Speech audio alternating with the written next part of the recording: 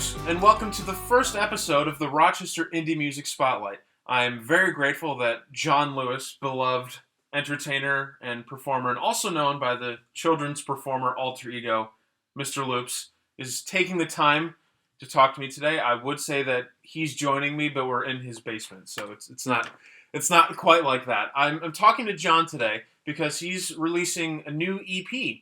This is the Jon Lewis Band. Yes. And this is Out to Lunch, trademark, artwork, and everything.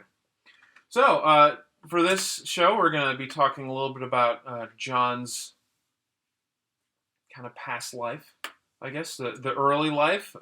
From the 1800s? Sure, we can talk from the... Man, if you've been around for 300 years, 200 years... Well, that's my past life. Yeah, I would love to hear about it. So some of his early life, we'll get into a little bit about his professional career as well, and then we're going to talk about the EP at the end. So before we get going, his Out to Lunch is going to be digitally released. The big two are iTunes and Spotify on the 10th. And then before that, he's going to be having a listening party with him and a couple other bands, and then a big pre-release show evening before. So that's pretty much it. Jon, how are you, man? Thanks a lot. I'm great. How are you? I'm good. Thanks for joining me here. This is my pleasure. Jon and I had talked for about 5 months ago, just kind of a general thing. Mr. Loops was releasing a new EP then, so we're joining him for the release this time. So one of the things that I think is impressive about you, and coincidentally a lot of other Rochester area artists, is that you all are really good on social media. And something I've been noticing that you've been doing is you've been posting these pictures of yourself as a wee youngin'. Yes. In a myriad of different things, different poses, just doing different things. So I don't know, we didn't get too much of a chance to talk about this last time. But I kind of want to start with the early life of Jon Lewis. And just to preface this a little bit, Jon went to school for film videography and cinematography, and we'll talk about that. And he kind of had a little bit more of a roundabout way of getting into music, but we didn't talk too much about your early life. So how did young Jon Lewis, if he did at all, cultivate his love of music? Oh man, well, it is a crazy story. Mm-hmm. I was born in Kansas originally. I'm from Emporia, Kansas, and I moved to this area when I was about 8 or 9.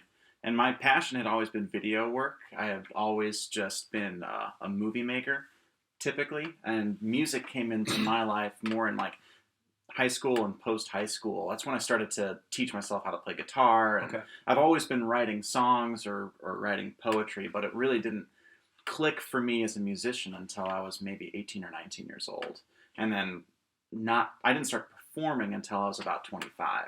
Yeah. So I was a late bloomer getting into the scene a little bit. But that's just because I had always been doing video work and things like that in the past. Yeah. But music was always a passion of mine, and my brother had always played music. So I always kind of idolized his, every time I'd see him play, I'd be like, oh man, that's what I'd really like to be doing, is performing. Mm-hmm. And so that's what I got myself into. I just taught myself how to play, and then took old poems and songs and turned them into new things. This is probably the dream of every little kid, is to be a rock star. Yeah, exactly. Is to be a singer. And I think even some younger musicians, and I can speak for myself on this, I think a lot of us, we talk about singing through our instruments. So definitely. Yeah, so for you mentioned that you looked up to your brother.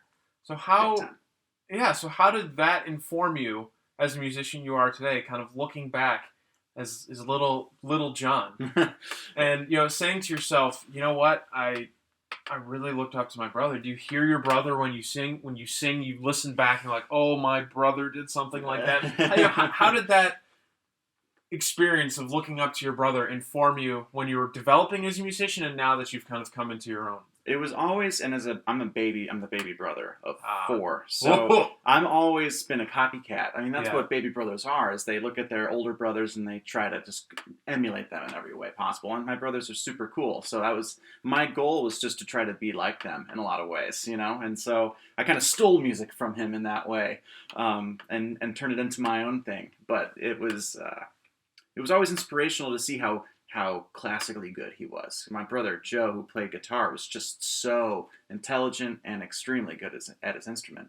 And I'm not a very good guitar player, even to this day. I'm a rhythm guitar player. I can't solo. It's still something do you work things on like that. too. It's still as an artist, I think you've got to always have that mentality where there's always going to be a plateau. Someone out there is doing it better, so you've got to kind of like chase that dream always. But it was always refreshing for me to see my brother Joe play, because it made it look possible to me. And that was the same thing that I felt when I started to go out to shows, more local shows, and see people doing it. That was before I played. I had kind of like Rochester music idol syndrome, where I'd go out and I would see these people. Speaking of social media, that is so real here. It's very real. That is, and it was just thing. as real for me. I mean, I started to get on social media. And I was like, oh man, look at these people out there. And they were like celebrities to me. I'd go out there and see them, and then there they were playing, those real people that were doing what I was just starting to cultivate as my dream.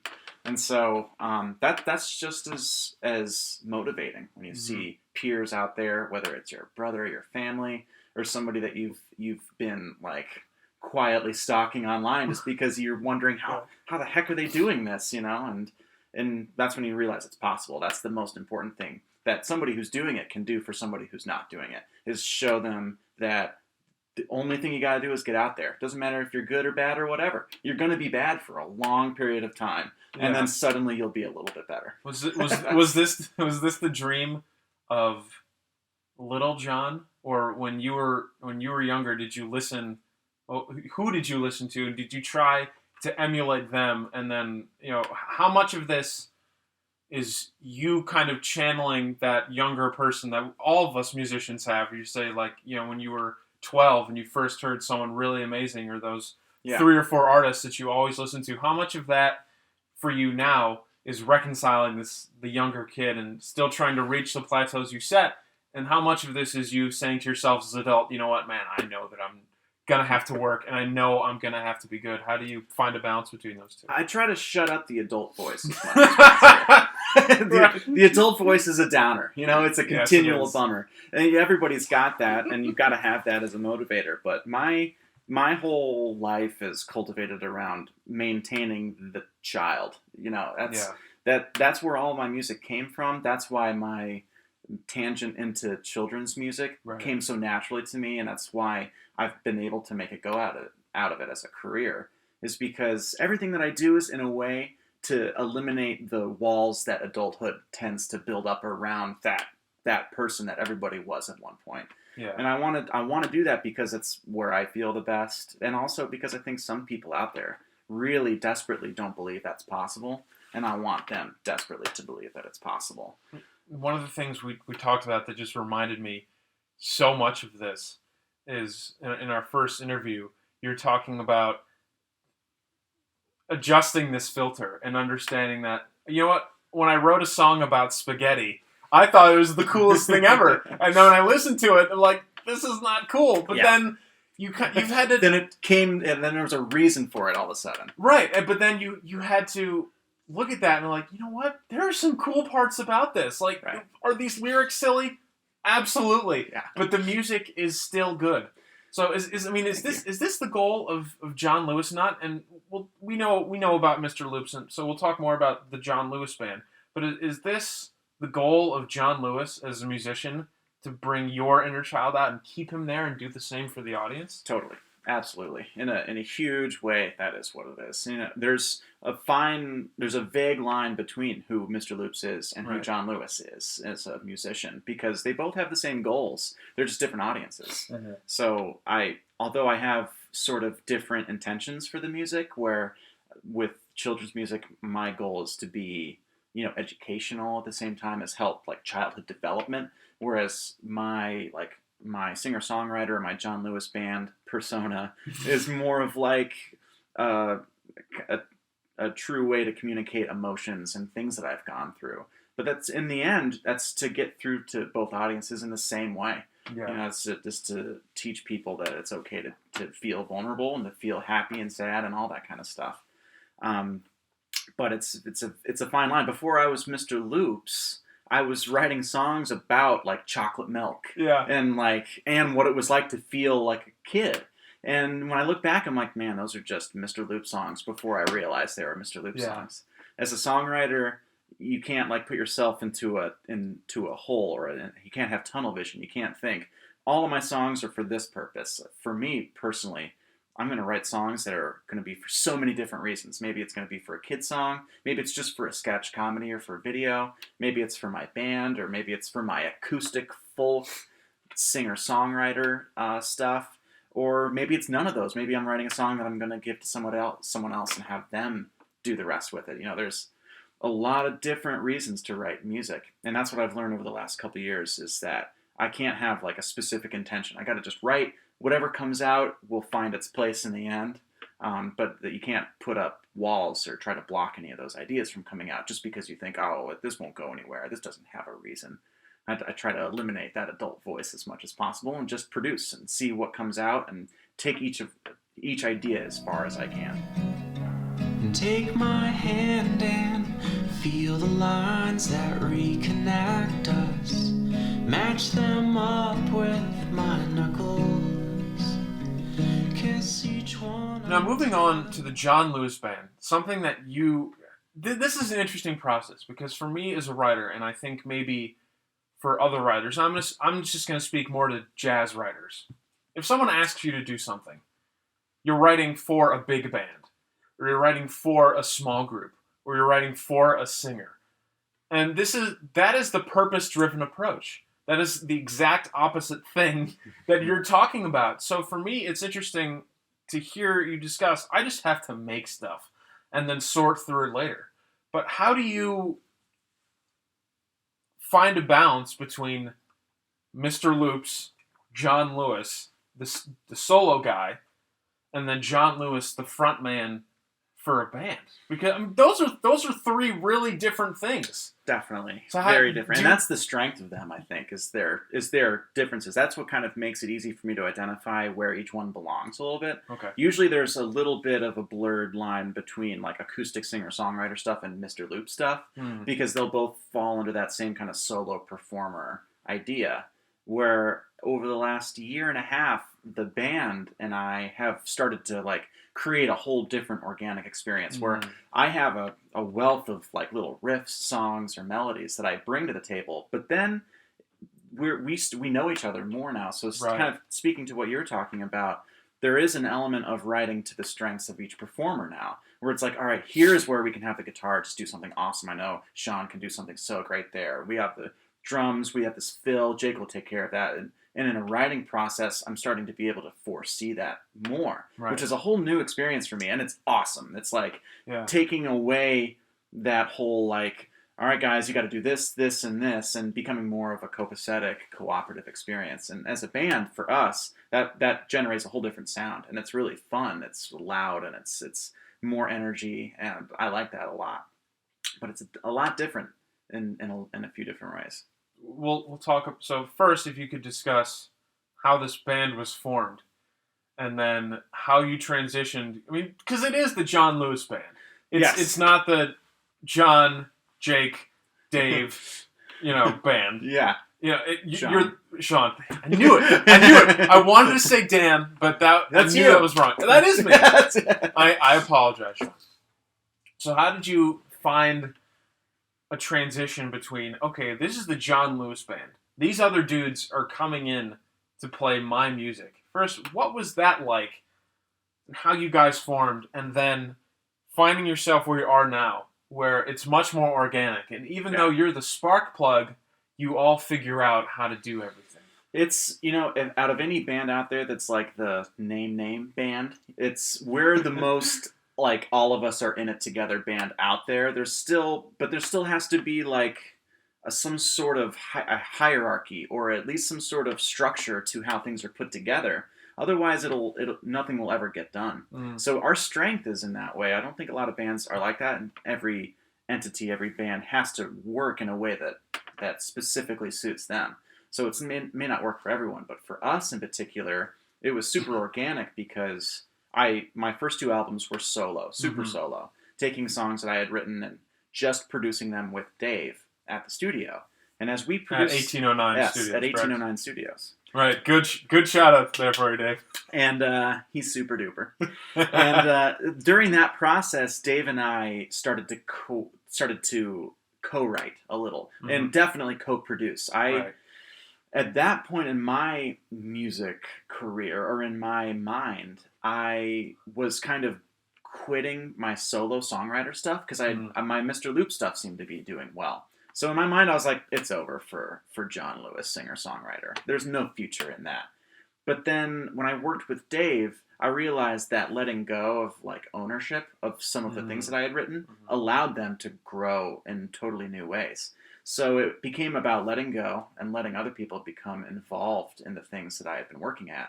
And all of a sudden, my music and the songs that I had worked years on sounded different. They had like new life in so many ways. So Dave and I became a battery. And then the next album, Jake Walsh became more involved. Really at the end of those albums, it became more about the 3 of us working together. And then when we started to do more full band album-oriented stuff, we knew Sean. Also, all just through the same friend group, all through the same working with the studio in some way. And we just really got along. And we started to more like session musicians. Right. They came in and added things to the songs, but it became clear that if I was able to let go even further, the music was going to become something even more interesting and different. So we work very different than most other bands, where it's still like Dave and I co-producing, and then all of us as a band performing. But it works really well, and it's going to continue to organically change over time. And I think as a band, you have to be really strong at that. The only thing that's going to differentiate between you and someone else is consistency. Can you keep going out there year after year and produce something different, maybe, or just more of the same style music? That's our goal, I think, as a band, isn't to make it in any fashion or anything like that. It's just to make stuff together and to continue down that path and see where it goes. If you could kind of put a nail on what you would define your sound as a band, not just in its totality, but starting out and then to where it is now, and then if you could specifically, for John's more ardent listeners, if you could kind of compare and contrast Panic Rock with Out to Lunch. And you talked about how the process is different, but how is the end result a little different? I think in the beginning it was super like indie folk. Okay. It was really singer-songwriter based stuff. Panic Rock became more of like indie rock, and still based in folk, a lot of acoustic tracks on there still as well. The biggest difference between that Out to Lunch and Panic Rock is this new album was written entirely within the last year. None of these songs are from backlogs, where I came to the table and was like, here's this song, maybe we should do something with this. It was all written after Panic Rock had stopped. We kind of hit a stride at the end of Panic Rock as a band. Yeah. It started off still kind of like the other albums, but as it got to the end, it was like, guys, we can just play. This sounds good. Let's do this. Yeah. We barely got a secret track onto Panic Rock. That is that. It's like we barely got it onto the disc maker's order. And so this album continues that path to more like rock Americana. Right. And it gets a little bit weirder, and there's more of all of us. There's a lot more harmonies. We're all singing. Yeah. All of us have really interesting, intricate parts. It's not so much like, all right, you play this, it's over. It was much more organic. The cover actually seems to represent this a little bit. Everyone's got a different color. I would assume you're the astronaut with space rays coming out. It doesn't have the trademark mole. I would presume it's you. It's under the mask. Yeah. Right. But so this is actually an interesting coalescence of everything, because I'm going to give another shout out to Jake Walsh and Total Yuppies. This was a group that he started. And I know that Dave is the man at 1809 Studios. Definitely. So everyone's bringing in something new. Yeah. This is a lot. That is a lot to happen for a band. In between a year and 2 releases, and if maybe you could speak to how, just not too much, but individually, how Jake's experience now as being the front man and being a writer too, and how Dave's increased experience working with studios and other people, and what Sean brings to the table. What can the audience specifically listen to for those people's new experiences in this album? Well, that's a great question. And speaking to Jake, him and I have known each other for a really long time. Before we were either of us frontmans of anything. We just worked together like a 9-to-5 sales job.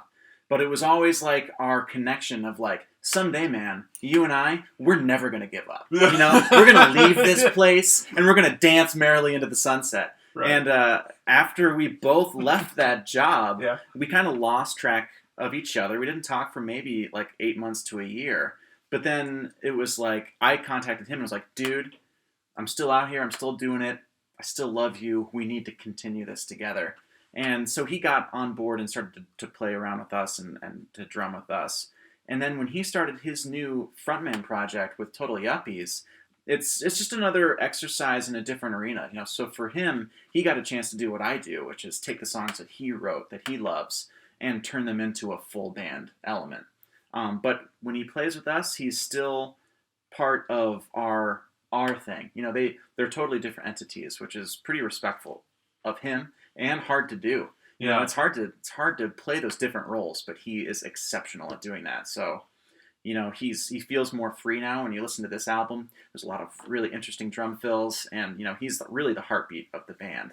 Mm-hmm. Where Dave is his strength here, as well as with so many other people he's worked with, is producing. Mm-hmm. And it's not just like, all right, you sound good. It's like he has such a clear idea as to where things should go. The more freedom you give to him, it's just like, all of a sudden, there's ideas springing out everywhere, and you can just jump on for the ride. So in the terms of production elements, there's like some really interesting noise candy. If you put on headphones and you listen, there's really intricate, like, subtle things happening, which is really cool. And you can tell that none of the songs would be the same without Sean. There's a really specific voice that Sean has with his guitar. It's just like really hard riffs that are just totally like... Put that mean face on. Put that mean face on, which is what we need. We're just a bunch of buttery little boys, Sean comes in and he's just like, blah!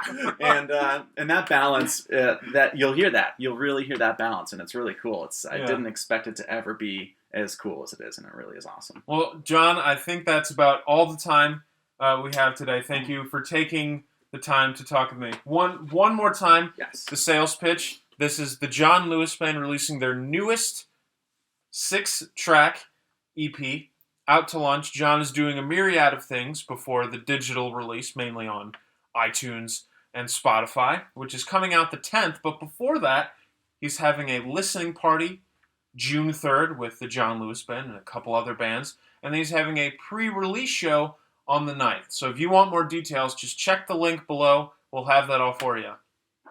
The link down there. The link down there. John, appreciate it, man. Thank you, Dan. Thank you for coming and hanging out in my basement. My pleasure. Yeah. Take care. Thank you.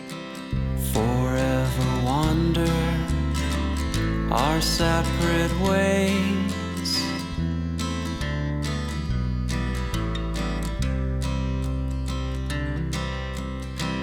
Always remember those old